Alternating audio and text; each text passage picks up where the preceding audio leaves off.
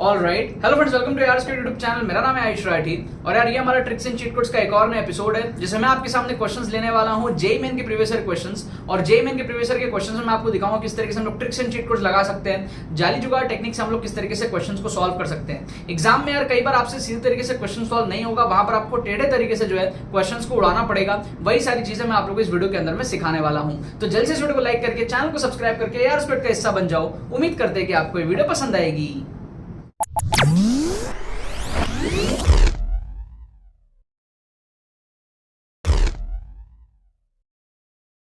Students, JEE main 2024 के exclusive tricks course की pre registration चालू है। अगर आपने अभी तक इसके अंदर में एनरोल नहीं किया तो एनरोल कर लो, लिंक आपको डिस्क्रिप्शन में मिल जाएगा। अभी एनरोल करने से फायदा ये होगा कि आपको कोर्स जो है काफी ज्यादा डिस्काउंटेड प्राइस में मिल जाएगा और 2023 का एंटायर कोर्स आपको फ्री ऑफ कॉस्ट मिल जाएगा। ठीक है, आपके मन में कोई भी डाउट हो तो आपको डिस्क्रिप्शन में व्हाट्सएप लिंक मिलेगा जिसपे आप क्लिक करके हमारी टीम को व्हाट्सएप पे रीच आउट कर सकते हो। आप सारे डिटेल्स पेमेंट पेज के अंदर में पढ़ सकते हो। सारे डिटेल्स को चेकआउट करने के बाद में सेटिस्फाई होने के बाद में आप इस कोर्स के अंदर में एनरोल कर सकते हो। एनरोल करने का प्रोसेस बड़ा सिंपल है। आपको जो है लिंक जो है डिस्क्रिप्शन में दिया हुआ है, जाके आपको पेमेंट प्रोसेस कंप्लीट करना है अपने डिटेल्स को फिल करके। उसके बाद में डिजिटली जो है आपको कोर्स जो है वो सेंड कर दिया जाएगा। ठीक है, कोई भी क्वेरी हो हमारी टीम को व्हाट्सएप पे आप रीच आउट करो। एनरोल जरूर से कर लेना क्योंकि इससे आपके बहुत ज्यादा नंबर जो है जेईई मेन के अंदर में बढ़ेंगे, आपकी रैंक काफी ज्यादा इंप्रूव होगी, आपकी बहुत अच्छी परसेंटाइल जो है आएगी। चलो, ऑल द वेरी बेस्ट। तो देखो यहाँ पे मैंने आपके सामने क्वेश्चंस ले लिया है जेईई मेन के प्रीवियस ईयर क्वेश्चंस। 4 क्वेश्चंस मैं आपके सामने उठा लिया हूँ, 2 आप यहाँ पर देख सकते हो और 2 आप यहाँ पे पीछे देख सकते हो। इन चारों क्वेश्चंस के थ्रू मैं आपको समझाऊंगा कि किस तरीके से आप जेईई मेन में फिजिक्स के अंदर में करेक्ट ऑप्शंस को गेस कर सकते हो। ठीक है ना, how to guess physics MCQs correctly, ये आप किस तरीके से कर सकते हो। सिर्फ स्ट्रैटेजी नहीं बताऊंगा कि भैया ऐसा करो वैसा करो, करके मैं दिखाता हूं आप लोगों को। प्लेलिस्ट चल रही है, जो भी बच्चे चैनल पे पहली बार आए हैं चैनल को सब्सक्राइब कर लो और प्लेलिस्ट भी आपको डिस्क्रिप्शन में मिल जाएगी। पहले इस वीडियो को पूरा देखो और फिर जाकर के बाकी वीडियोस प्लेलिस्ट के देखना। ठीक है ना, अब जैसे आप फर्स्ट क्वेश्चन को समझो, आपको अगर ऑप्शंस को एलिमिनेट करना और गेस करना है सही आंसर, तो आपको थोड़ा सा यहाँ पर स्मार्ट होना पड़ेगा। सिंपल हार्मोनिक मोशन बोला है। What fraction of total mechanical energy is in the form of kinetic energy when the particle is Midway between mean and extreme position.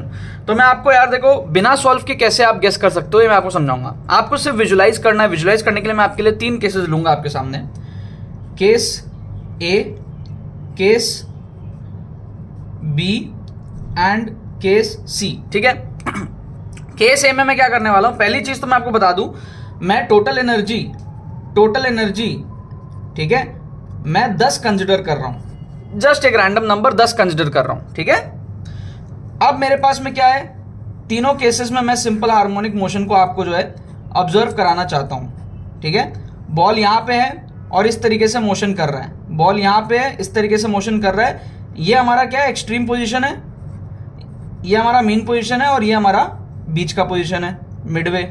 समझ गए आप बात को।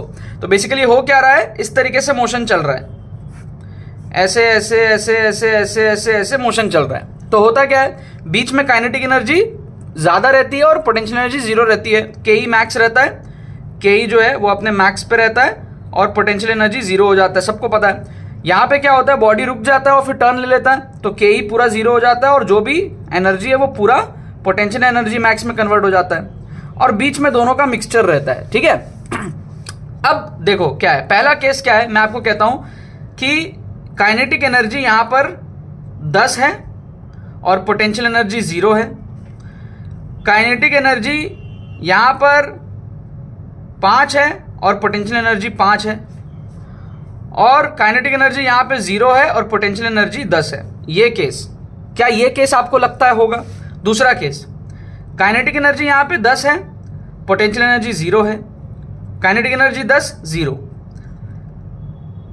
लेकिन आपका जो काइनेटिक एनर्जी है वो यहां आते आते 3 हो गया और पोटेंशियल एनर्जी 7 हो गया और यहां आते आते काइनेटिक एनर्जी 0, पोटेंशियल एनर्जी 10, यहां 0 यहां 10, लेकिन यहां आते आते काइनेटिक एनर्जी 7 है और पोटेंशियल 3 है। डिफरेंस समझ में आया? यहां काइनेटिक 10 है, यहां काइनेटिक 0 है, पोटेंशियल 10 है, बीच में दोनों इक्वल होगा, काइनेटिक कम होगा पोटेंशियल ज्यादा होगा या काइनेटिक ज्यादा होगा पोटेंशियल कम होगा। इन 3 में आपको चूज करना है क्या होगा, जो आपके मन में आ रहा है ना वही आंसर है। कैसे पता है, देखो इस रीजन में जो एक्चुअली क्या होता है, एक्सेलरेशन इज -ω² x एसएचएम में, right? Acceleration is directly proportional to -x, है ना? तो x बढ़ेगा तो एक्सेलरेशन बढ़ता है, मतलब कि नेगेटिव एक्सेलरेशन की बात कर रहा हूं, मतलब डिसेलरेशन बढ़ता है। तो जैसे जैसे आप आगे जाओगे तो पीछे का जो ऑपोजिट फोर्स है वो बढ़ेगा। इसका मतलब जो एक्सेलरेशन बॉडी पे यहां पे लग रहा है फर्स्ट हाफ पे, उससे ज्यादा एक्सेलरेशन लग रहा है सेकेंड हाफ पे इन द ऑपोजिट डायरेक्शन, मतलब कि रिटार्डेशन। इस रीजन में कम रिटार्डेशन है, इस रीजन में ज्यादा रिटार्डेशन है।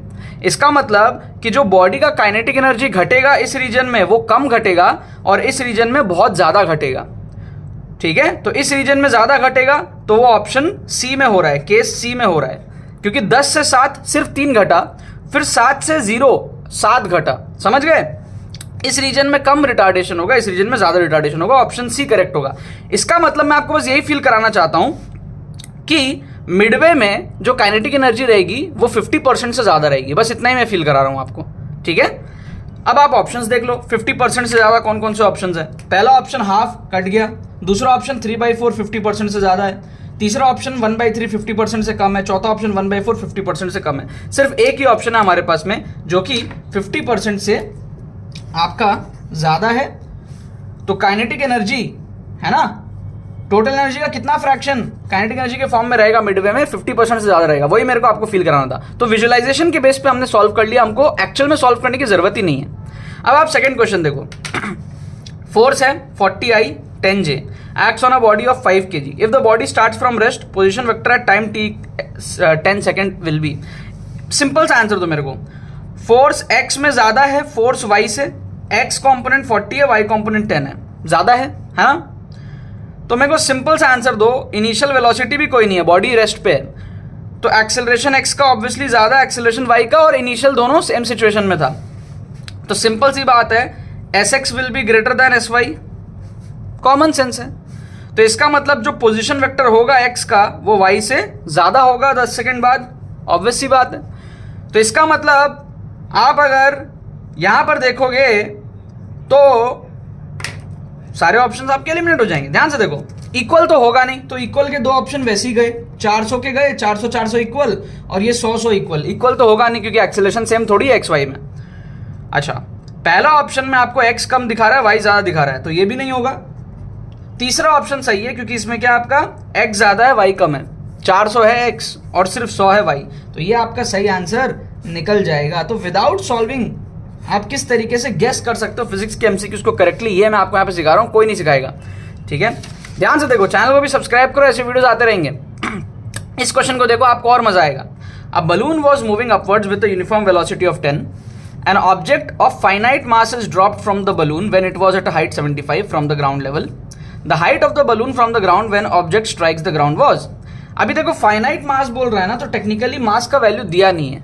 अगर वैल्यू नहीं दिया है तो मास की वजह से कोई डिफरेंस आएगा भी नहीं। ये भी आपको एक इंस्टेंटली फील आ सकता होगा कि भाई मास तो दिया ही नहीं है, तो इसका मतलब मास का इफेक्ट आंसर के एक्सप्रेशन में नहीं होना चाहिए एक तरीके से। ठीक है, अगर आपको उतनी ज्यादा नॉलेज नहीं भी है तो भी आपको क्या करना है, आपको simple height of the balloon from the ground when the object strikes the ground, तो पहले तो आपको ये देखना है कि वो कहां पर है और कैसे पहुंचा है। यूनिफॉर्म वेलोसिटी से पहुंचा है 10 मीटर पर सेकेंड की स्पीड से, पहले ग्राउंड लेवल पे था। ठीक है, ग्राउंड से ऊपर गया है, यहां तक पहुंचा है, कितने हाइट तक, 75 मीटर तक, कितने स्पीड से, v = 10 से, v = 10 मीटर पर सेकेंड से ये ऊपर गया है। अब देखो क्या होगा, अब देखो आप क्या होगा। ठीक है, अब पहले तो ये देखो, यहां से जो भी बॉल या फाइनाइट मास गिरा है नीचे, इधर से गिरा है ना, मान लो इधर से गिरा है, तो उसको नीचे आने में कितना टाइम लगेगा, ये अपना ऊपर जाएगा, लेकिन जो मास गिरा है छोटा सा, वो नीचे आने में कितना टाइम लगेगा, उसको आप s = ½ से कर सकते हो कैलकुलेट। क्या s = ½ से कर सकते हो? नहीं कर सकते हो आप।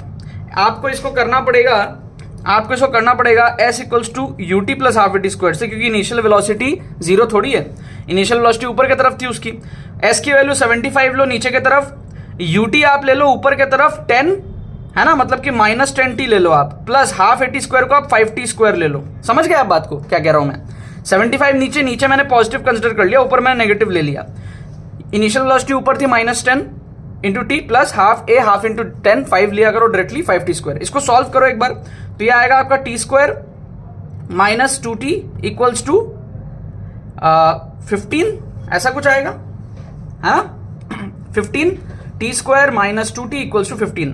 तो ये आ जाएगा आपका टी स्क्वायर, ठीक है, T square minus 2t minus 15 equals to 0। तो ये आ जाएगा आपका टी स्क्वायर, ठीक है, फिर ये आ जाएगा आपका minus 5t plus 3t minus 15 equals to 0। क्या ठीक है ना, ये कुछ इस तरीके का आ रहा है। बस अब आप इसको सॉल्व कर लो, ठीक है। तो ये हो गया आपका t into T minus 5 plus 3 into T minus 5 equals to 0। तो t की वैल्यू आपकी एक तो -3 आ रही है और t की वैल्यू एक तो आपकी 5 आ रही है, ठीक है। तो आपका क्या होगा, 5 वाला कंसिडर करेंगे, -3 वाला आपका वो इमेजिनरी वैल्यू हो गया। -3 मतलब वो जिस पोजीशन से हम लोग अभी देख रहे हैं उससे 3 सेकंड पहले वो नीचे था, ठीक है, एक तरीके से वो वाली कहानी होगी। तो 5 सेकंड इसको लगेगा, ठीक है।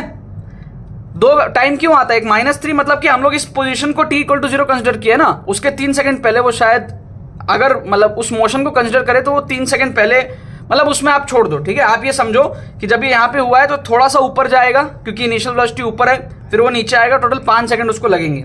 रेस्ट से छोड़ के नीचे आता तो थोड़ा कम टाइम लगता, ठीक है। और -3 एक इमेजिनरी टाइम है, जो हमारा रेफरेंस पॉइंट है अभी उससे 3 सेकंड पहले की कहानी है। जब वो इसी मोशन को कंसिडर करे तो 3 सेकंड पहले वो इधर होता, ग्राउंड पे होता, ठीक है, ओके, ठीक है। तो अब हमारे पास में क्या है, अब हमारे पास में क्या है, ठीक है, अब हमारे पास में क्या है, अब हमारे पास में क्या है, ठीक है। अब हमको क्या है, आपको बस ये देखना है कि 5 सेकंड में कितना जाएगा ऊपर।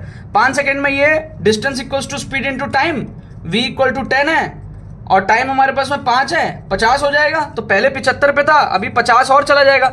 जब तक ये नीचे गिरा, 5 सेकंड में नीचे गिरा, उतने में ये 50 और ऊपर चला गया, तो 125 आपका आंसर हो जाएगा। समझ गए आप बात को, मास पे कोई डिपेंडेंसी नहीं है। और अगर आपको ये लगता है कि मास पे कुछ डिपेंडेंसी हो सकती है तो भी आप देखोगे इतना ज्यादा डिपेंडेंसी नहीं होगा कि आंसर 300, 250, 200 इतने बड़े बड़े हो जाए। समझ गए आप बात को। तो ऑप्शन से भी फील आ रहा है, बाकी आपको ऐसे भी फील आ रहा है, आप एक तुक्का मारे हो बेसिकली कि यार शायद मास का कोई फील नहीं होगा, मैं तो खाली ये देख लेता हूँ गिरा कितना टाइम में और देख लेता हूँ ऊपर कितने टाइम में गया। मतलब कहने का मतलब है अगर आप एक्चुअल फिजिक्स में स्ट्रांग नहीं भी हो तो भी आप एक तुक्का ही लगा सकते थे कि फाइनाइट मास दिया, मास की वैल्यू नहीं दी है, तो आप बस अपना सॉल्व कर लो। अगर आपको लगता है यार मास गिरा उसकी वजह से स्पीड बढ़ गया होगा बाद में, तो भाई कितना बड़ा होगा उसकी तो कोई वैल्यू ही नहीं है। मास कितना गिरा उस पर डिपेंड करता फिर उस केस में। और ऊपर से यूनिफॉर्म वेलोसिटी से कोई एक्सेलरेशन भी स्टार्टिंग में नहीं था, यूनिफॉर्मली वो मूव कर रहा था। क्या आपको बात समझ में आ रहा है, ठीक है ना। तो यहां पर क्या होगा, आपको एक तुक्का लगाना है कि आंसर हमारे पास में 125 हो जाएगा, ठीक है। तो ये हमारे पास में क्या है, 125 आंसर हो जाएगा, राइट।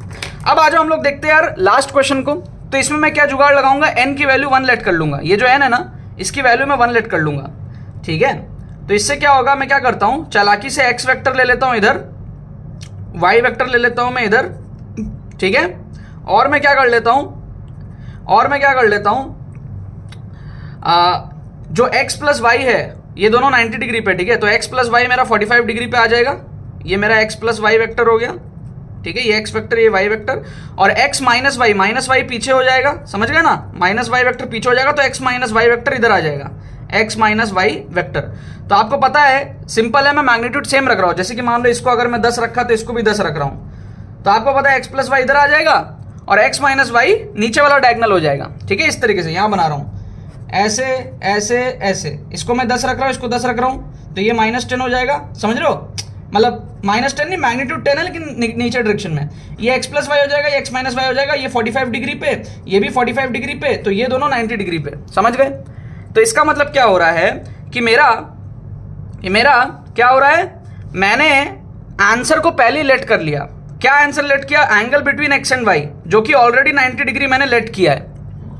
उसके अकॉर्डिंग मैंने x प्लस वाई और x माइनस वाई निकाला, और जो मैग्नीट्यूड है दोनों का वो भी सेम है। x प्लस वाई और x माइनस वाई दोनों का मैग्नीट्यूड सेम है। इसका मतलब n टाइम्स है, मतलब 1 टाइम्स है। इसका मतलब n इक्वल टू 1 पुट करने पे मेरा जो आंसर है वो cos इनवर्स 0 आना चाहिए, मतलब 90 डिग्री आना चाहिए। तो अब मैं क्या करूंगा, n इक्वल टू 1 पुट कर दूंगा सारे ऑप्शन में। तो यहां अगर मैं पुट करूंगा तो ये तो अनडिफाइंड आ गया, नीचे में 0 आ गया, तो ये कट गया। अगर मैं यहां पे पुट करूंगा तो ये आ रहा है 0/-2, ये cos इनवर्स 0 आ रहा है, 90 डिग्री आ रहा है, मतलब ये सही हो जाएगा। यहां पे पुट करूंगा तो ये हमारे पास में आ रहा है 2/-2, cos इनवर्स -1, ये तो 180 डिग्री आ रहा है, तो ये नहीं होगा। यहाँ पे पुट करूंगा तो ये वापस अनडिफाइंड आ जाएगा क्योंकि डिनोमिनेटर में 0 हो जाएगा, ठीक है। तो आप देखो 3 ऑप्शन आपके एलिमिनेट हो गए, एक ऑप्शन आपका सही हो गया, ये आपका सही आंसर हो जाएगा। ये क्या हमारे पास में मैंने एक तरीके से जुगाड़ लगा लिया, मैंने पहले ही आंसर को लेट कर लिया 90 डिग्री, उसके अकॉर्डिंग मैंने x plus Y X minus Y देख लिया, दोनों का मैग्नीट्यूड भी सेम है और x plus Y X minus Y दोनों भी 90 डिग्री पे ही आएंगे और n की वैल्यू उससे 1 हो जाएगी और मैंने वही पुट करके देख लिया कि हमारे पास में x और y के बीच का एंगल 90 डिग्री कौन सा ऑप्शन दे रहा है, ठीक है। इस तरीके के यार जुगाड़ ट्रिक्स आपको सीखने पड़ेंगे। सीखने के लिए यार आपको डिस्क्रिप्शन में जाना होगा, एक्सक्लूसिव ट्रिक्स कोर्स में भी इनरोल करना पड़ेगा। एक्सक्लूसिव ट्रिक्स कोर्स में एक तो आप लेटेस्ट क्वेश्चंस देखते हो, आप माइंडसेट डेवलप करते हो, ठीक है। ये सारे ट्रिक्स इंस्टेंटली कैसे लग रहे हैं, माइंडसेट आपका डेवलप होना चाहिए तभी आप कर पाओगे। ऐसा नहीं कि सब रट्टा मार के जाओ, आपको नेगेटिव मार्किंग को टैकल करना है, आपको साइंटिफिक स्टडी टेक्निक्स जानने हैं जिससे आप कम टाइम में जे के लिए प्रिपेयर हो पाओ, आपको अपने रैंक को बूस्ट करना है, मॉक टेस्ट आपको देने हैं, ठीक है। एटीट्यूड आपको बेसिकली डेवलप करना है इस तरीके से कि आप मैक्सिमम बेनिफिट उठा पाओ। स्ट्रक्चर्ड कोर्स है, जाके आप लोग एनरोल करो, काफी ज्यादा आपको बेनिफिट मिलेगा। ऑफर कुछ टाइम के अंदर अंदर में जो है वो एंड होने वाला है। लिंक डिस्क्रिप्शन में जाओ, चेकआउट करो, एनरोल करो, काफी बेनिफिट आपको मिलेगा। चलो बाकी तो बस यही बात है। तो यार आई होप आपको ये वीडियो पसंद आएगी, आपने इस वीडियो से कुछ सीखा होगा। अगर आपको ये वीडियो पसंद है इस वीडियो को लाइक करना मत भूलना और शेयर करना मत भूलना अपने बाकी सारे फ्रेंड्स के साथ में, ताकि वो भी इस प्लेटफॉर्म का मजा उठा सके। बाकी तो बस बहुत बहुत धन्यवाद मेरे साथ वीडियो में जुड़ने के लिए, बने रहिए यार।